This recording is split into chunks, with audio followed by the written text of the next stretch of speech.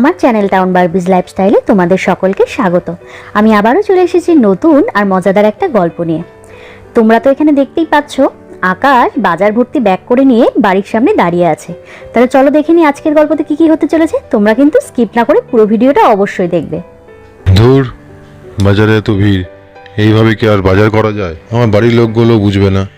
বললাম ফোন করে বলে দিই বাড়িতে বাজার দিয়ে যাবে, কিন্তু না, সেটা এনাদের হবে না, নিজে দেখে শুনে আনতে হবে। এখানে আকাশ তো রেগে গজগজ করছে, আর তখনই আমাদের মেসোমশাই সেখানে এসে হাজির। কি ব্যাপার আকাশ বাবু, মেজাজ খারাপ নাকি? একা একা কি কথা বলছো? ওহো, তুমি তো আবার আমাকে চিনবে না। না না, আমি আপনাকে চিনি তো।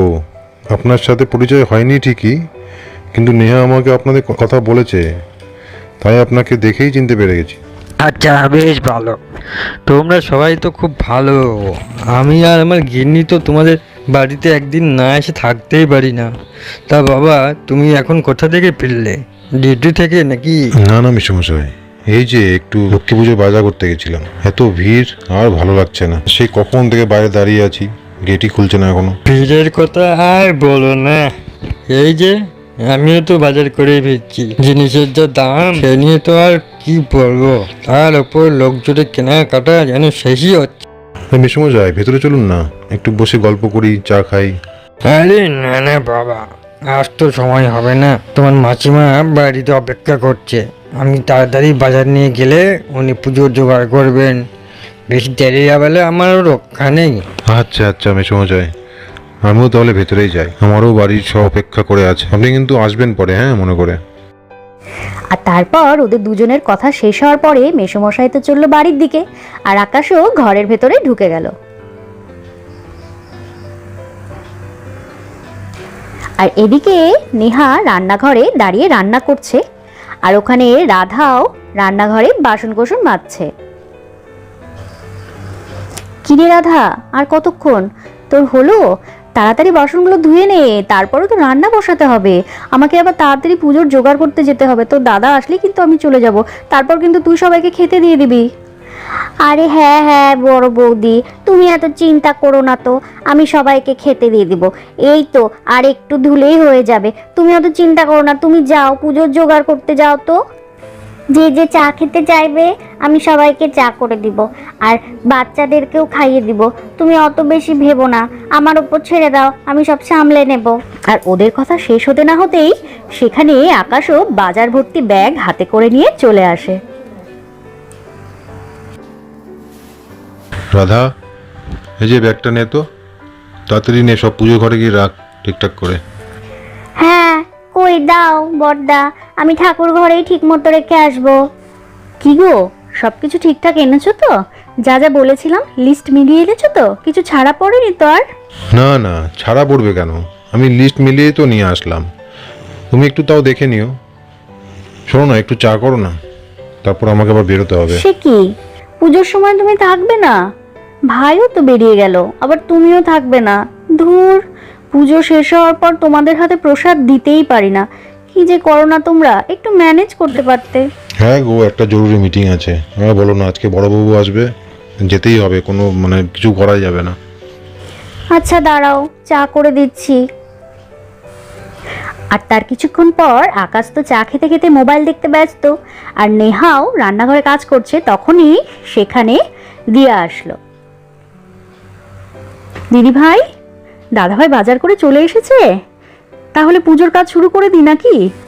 হ্যাঁ দিয়া, তো দাদা ভাই সবকিছু নিয়ে এসেছে। রাধা গেছে সবকিছু ঠাকুর ঘরে রাখতে। তুই এক কাজ কর, তুই স্নান করে ঠাকুর ঘরে যা, তুই সবকিছু রেডি করতে থাক, তারপর আমি আসছি। হ্যাঁ হ্যাঁ দিদি ভাই, তুমি চিন্তা করো না, আমি বরং যাই, স্নান সেরে ঠাকুর ঘরে যাই। দাদা আসার অপেক্ষাই করছিলাম।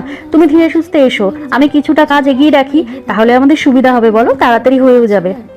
হ্যাঁ রে, ঠিকই বলেছিস, তুই বরং যা, আমি একটু পরেই আসছি। এই একটু এদিকটা একটু সামলে নিয়ে আসছি। সবকিছু সন্ধ্যের আগেই রেডি করতে হবে, কিন্তু একদম পুরো সন্ধে লাগবে, তখনই কিন্তু আমরা পুজো করবো। সন্ধ্যের সময় পুজো করা খুব ভালো। আর এই কথা বলেই দিয়া তো চললো স্নান সেরে পুজোর জোগাড় করতে। আর তার কিছুক্ষণের মধ্যেই ওরা তো পুজোর কাজ করতে শুরুও করে দিয়েছে। আজ নেহাদের বাড়ি লক্ষ্মী পুজো, আর কত সুন্দর করে ওরা সাজিয়েছে।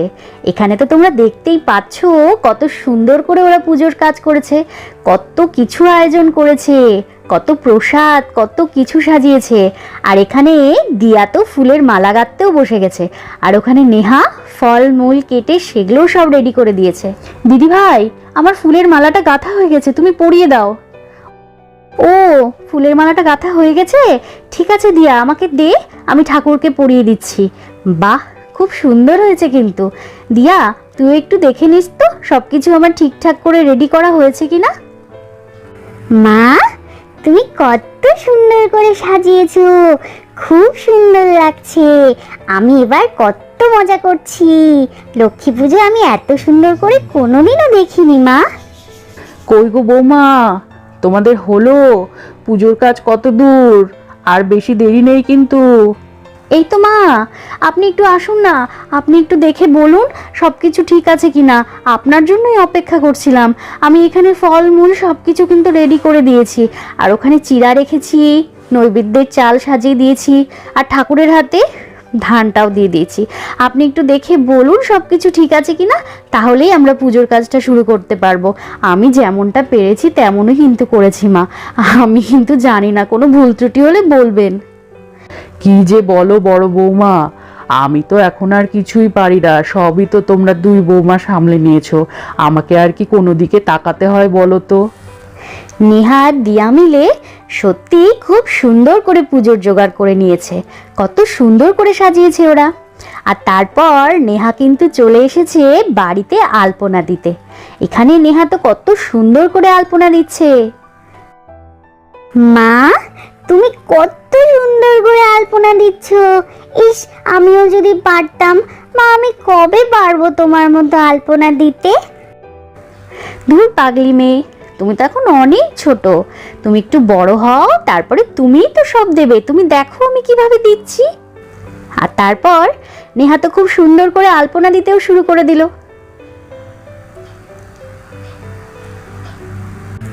কত সুন্দর লাগছে আলপনাটা দেখতে।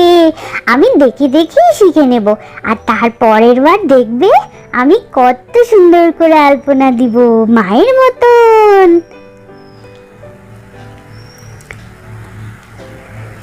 দেখতে দেখতে নেহার তো আলপনা দেওয়া শেষ হয়ে গেল, আর এখানে ওরা সবাই মিলে হাতে ফুল নিয়ে পুজো শুরু করে দিল। দোল পূর্ণিমার ঋষি নির্মল আকাশ, ধীরে ধীরে বহিতেছে মলয় বাতাস। লক্ষ্মী দেবী বামে করি বসি নারায়ণ, করিতেছে নানা কথা সুখে আলাপন। সেই কালে বিনা হস্তে নারদ মুনিবর, লক্ষ্মী নারায়ণে মনে করিল বিস্তর। ঋষি বলে মাগো তব কেমন বিচার, সর্বদা চঞ্চলা হয়ে ফিরি দ্বারে দ্বার। মর্তবাসী সদা তাই ভুগেছে দুর্গতি, ক্ষণেকের তরে তব নাহিন কোথা স্থিতি। প্রতিদিন অন্যভাবে সবে দুঃখ পায়, প্রতি গৃহে অনশন জিনু শূন্য পায়।